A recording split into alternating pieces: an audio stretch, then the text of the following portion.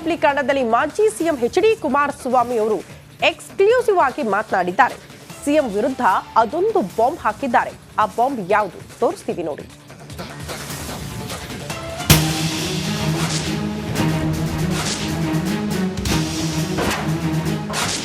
ಮಾಜಿ CM Kumaraswamy republic ಕನ್ನಡಕ್ಕೆ exclusive ಸಂದರ್ಶನವನ್ನ ನೀಡಿದ್ದಾರೆ. ಹಲವು ಹೊಸ ವಿಚಾರಗಳನ್ನ ಅದರಲ್ಲಿ ಶೇರ್ ಮಾಡಿಕೊಂಡಿದ್ದಾರೆ. ಬೆಂಗಳೂರು ಸುತ್ತಮುತ್ತ ದೇವೇಗೌಡ ಕುಟುಂಬದ್ದು 1,000 ಎಕರೆ ಆಸ್ತಿ ಇದೆ ಅಂತ ಇತ್ತೀಚೆಗೆ ಗಂಭೀರ ಆರೋಪ ಮಾಡ್ತಾರೆ. 1,000 ಎಕರೆ ಇದ್ರೆ ಅವರೇ ಮಂತ್ರಿ ಕೃಷ್ಣ ಬೈರೇಗೌಡರು ಕಂದಾಯ ಸಚಿವರಲ್ವಾ? ಹೌದಾ? ಸರ್ಕಾರ 1,000 ಎಕರೆ ಕಾನೂನು ಬಾಹಿರವಾಗೋ ಎಲ್ಲ ಈವನ್ 1,000 ಎಕರೆ ಇದ್ದೇ ಬಿಡ್ತು ಅಂತಲೇ ಇಟ್ಕೊಂಬಿಡಿ, ಇದ್ದೇ ಬಿಡ್ತು ಅಂತಲೇ ಇಟ್ಕೊಂಬಿಡಿ. ಅವ್ರು ಹೇಳಿದ ಪ್ರಕಾರನೇ ಆದರೆ ತಗೊಂಬಿಡ್ಲಿ ಎಲ್ಲ ಅವರೇ. ಅದನ್ನ ಯಾಕೆ ಬಿಟ್ಕೊಂಡು ಅವ್ರಿಗೆ ಇನ್ನೂ ಪಾಪ ಬಡಬರದು ತುನಿಲ್ದೇ ಇರ್ತಕ್ಕಂಥವ್ರದ್ದು ದಬ್ಬಾಳಿಕೆ ಮಾಡಿ ಫೆನ್ಸಿಂಗ್ ಹಾಕೊಂಡ್ರಲ್ಲ ಬೇಲಿಯ 1,000 ಎಕರೆ ನಮ್ದಿದ್ರೆ ಬೇಲಿ ಹಾಕಲಿಕ್ಕೆ ಹೇಳಿ.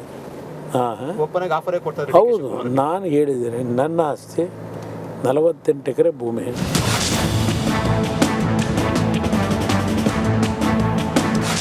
ಸಿಎಂ ಡಿಕೆ ಶಿವಕುಮಾರ್ ವಿರುದ್ಧ ಮಾತನಾಡಿದ ದಳಪತಿ, ಡಿಕೆಶಿ ಸಿಡಿ ಕೇಸ್ನ ಸೂತ್ರಧಾರ ಮತ್ತು ಮನೆ ಒಡೆಯೋದ್ರಲ್ಲಿ ನಿಸ್ಸೀಮ ಎಂದು ಡಿಚ್ಚಿ ಕೊಟ್ರು. ಮನೆ ಒಡೆಯೋದ್ರಲ್ಲಿ ನಿಸ್ಸೀಮ ಅದೆಲ್ಲ ನಾಟಕೀಯ ಅಂದಲ್ಲ. ಅದಕ್ಕೆ ಅವರು ಮಾತುಗಳೆಲ್ಲ ನಾಟಕೀಯ, ಹೃದಯದಲ್ಲಿ ಇರೋದೇ ಒಂದು, ಹೊರಗೆ ಅವ್ರ ನಡವಳಿಕೆನೇ ಬೇರೆ. ಈಗ ರಮೇಶ್ ಜಾರಕಿಹೊಳಿ ಇಂಥದ್ದು ನಡೀತಲ್ಲ ಎಪಿಸೋಡು. ಏನು ಹೆಣ್ಮಕ್ಳು ಅಂದರೆ ಈ ದೇಶದಲ್ಲಿ ತಾಯಂದಿರು ಅಂದರೆ ಬಹಳ ಗೌರವ ಕೊಡೋ ವ್ಯಕ್ತಿ. ಆ ತಾಯಂದ್ರನ್ನ, ಆ ತಾಯಿ ಸ್ವರೂಪಗಳಲ್ಲಿ ಇರ್ತಕ್ಕಂಥ ಆ ಹೆಣ್ಣು ಮಕ್ಕಳು ಕೆಲವ್ರನ್ನ ಯಾವ ರೀತಿ ದುರುಪಯೋಗ ಪಡಿಸ್ಕೊಂಡಿದ್ದಾರೆ ಈ ವ್ಯಕ್ತಿ, ಯಾವ್ಯಾವುದಕ್ಕೆ ಇತಿಹಾಸಗಳೇ ಹೇಳುತ್ತೆ. ಅದರಲ್ಲಿ ಇನ್ನೂ ಸಂಶಯ ಇದೆ ನಿಮಗೆ. ರಮೇಶ್ ಜಾರಕಿಹೊಳಿ ಘಟನೆ ಏನಿದೆ ಅದ್ರ ಮೂಲ ಸೂತ್ರಧಾರ ಈ ವ್ಯಕ್ತಿನೇ. ಅದು ಯಾವ ಸಂಶಯ, ಎಲ್ಲ ಹಿಂದೆ ಮುಂದೆ ಇರೋರೇ ಹೇಳ್ತಾರಲ್ಲ, ನಾನು ಹೇಳೋದಲ್ಲ. ಅದು ಸಾರ್ವಜನಿಕವಾಗಿ ಅವರ ಸರ್ಕಲ್ಗಳಲ್ಲಿ ಇದೇ ವಿಷಯಗಳನ್ನೇ ಚರ್ಚೆ ಮಾಡಿದ್ರಲ್ಲ. ಬಿಜೆಪಿ ಸೇರಲು ಸಿದ್ದು ತಯಾರಾಗಿದ್ರ? ಹೌದು, 2009ರಲ್ಲಿ ಬಿಜೆಪಿಗೆ ಹೋಗಲು ಸಿದ್ದು ತಯಾರಾಗಿದ್ರು. ಎಷ್ಟು ಪೇಮೆಂಟ್ ಪಡೆದಿದ್ರು ಎಂಬುದರ ಬಗ್ಗೆ ಮಾಹಿತಿ ಇದೆ ಎಂದು ಕುಮಾರಸ್ವಾಮಿ ಬಾಂಬ್ ಹಾಕಿದ್ರು. ಬೇಕಾದಷ್ಟು ಟೈಮ್ನಲ್ಲಿ ನಡೆದಿದೆ. 2008 ಆಪರೇಷನ್ ಕಮಲ, ನಾನು ಸಾವಿರಾರು ಬಾರಿ ಕೇಳಿದ್ದೇನೆ.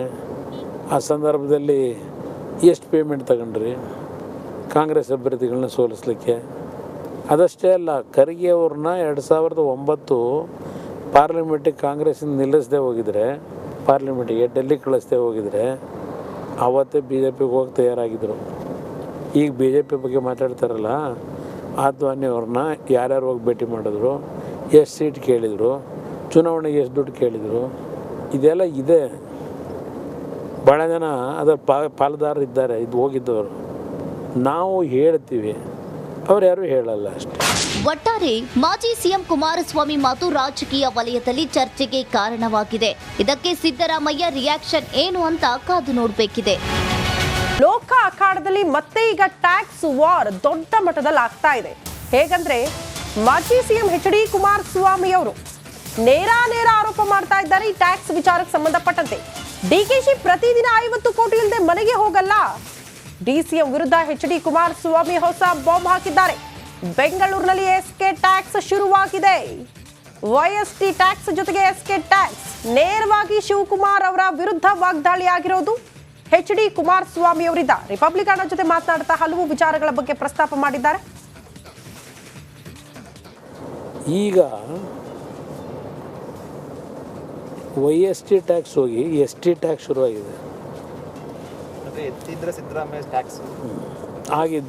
ಆಗೊಂದಿತ್ತು, ಈಗ ಇನ್ನೊಂದು ಟ್ಯಾಕ್ಸು ಬೆಂಗಳೂರು ನಗರದಲ್ಲಿ ಭಾಳ ಶರವೇಗದಲ್ಲಿ ಬೆಳೀತಾ ಇದೆ. ಎಸ್.ಟಿ. ಟ್ಯಾಕ್ಸ್ ದಿನಕ್ಕೆ ಇಷ್ಟೊಂದು ಕಲೆಕ್ಷನ್ ಆಗುತ್ತೆ. ಮಾಡಲೇಬೇಕು. ರಾತ್ರಿ ಇಲ್ಲ ನಿದ್ದೆನೇ ಬರಲ್ಲ ಅವರಿಗೆ. ಎಷ್ಟು ಕಲೆಕ್ಷನ್ ಆಗುತ್ತೆ ಸರ್ ನಿಮ್ಮ ಮಾಹಿತಿ ಪ್ರಕಾರ? ನನಗೆ ಬೇರೆ ಸಾರ್ವಜನಿಕರು ಚರ್ಚೆ ಮಾಡೋದು ನನಗೆ ಮಾಹಿತಿ ಇಲ್ಲ. ಬಟ್ ಸಾರ್ವಜನಿಕರು ಅವರು ಚರ್ಚೆ ಮಾಡೋದು ದಿನಕ್ಕೆ 50 ಕೋಟಿ ಇಲ್ಲದೆ ಹೋಗೋಕ್ಕೆ ಸಾಧ್ಯವೇ ಇಲ್ವಂತೆ ಮನೆಗೆ. ಜನ ಮಾತಾಡ್ತಾರೆ, ನನಗೆ ಗೊತ್ತಿಲ್ಲ, ಇನ್ನು ಅದ್ರ ಬಗ್ಗೆ ನಾನು ಗಮನ ಹರಿಸೋಕ್ಕೆ ಹೋಗಿಲ್ಲ. ಎಸ್.ಟಿ. ಟ್ಯಾಕ್ಸ್ ಅಂದರೆ ಶಿವಕುಮಾರ್ ಟ್ಯಾಕ್ಸ್ ಅನ್ಬೋದಾ? ಎಸ್.ಟಿ. Tax SKT. ಟ್ಯಾಕ್ಸ್. ಎಸ್.ಕೆ.ಟಿ.